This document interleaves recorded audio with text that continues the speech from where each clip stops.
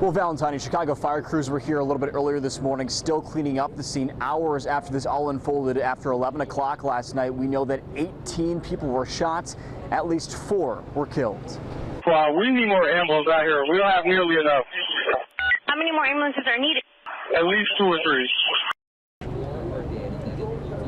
Video from the scene overnight shows the chaos as crews rushed to the wounded. This happened around 11 near a restaurant and lounge here on Chicago and Franklin. A violence interrupter who was at the scene says the victims were shot as they left an event hosted by a local rapper. Now, investigators say a dark sedan pulled up when at least one person inside pulled out a gun and started shooting into a crowd of people outside the restaurant and lounge. That's when police said the suspects drove off. First responders rushed to the scene and took the victims to multiple hospitals. People who live in the area say they heard several gunshots.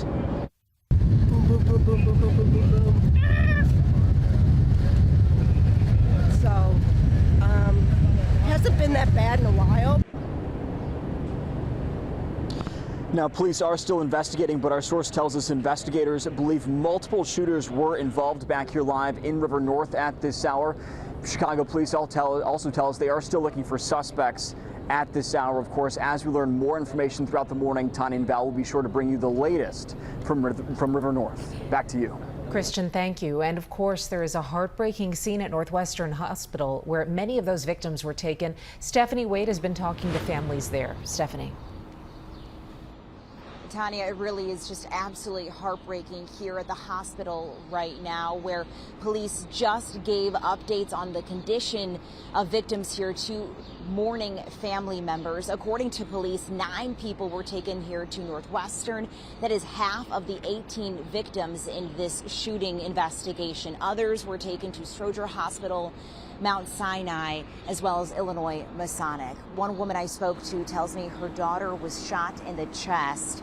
Her daughter's girlfriend was also shot and injured at a mixtape release event in River North last night. Video from the scene shows multiple victims being rushed to waiting ambulances. This parent was here at Northwestern for several hours waiting for information on how her daughter was doing. She describes just the sheer chaos. But her girlfriend got shot too. Her girlfriend told me that the ambulance, when they put in the ambulance, they took her out of one ambulance and put in another one. And she said they told her that they was transferring her here. But it was several people out here standing around kind of found out they loved ones was at Cook County, at Stroger.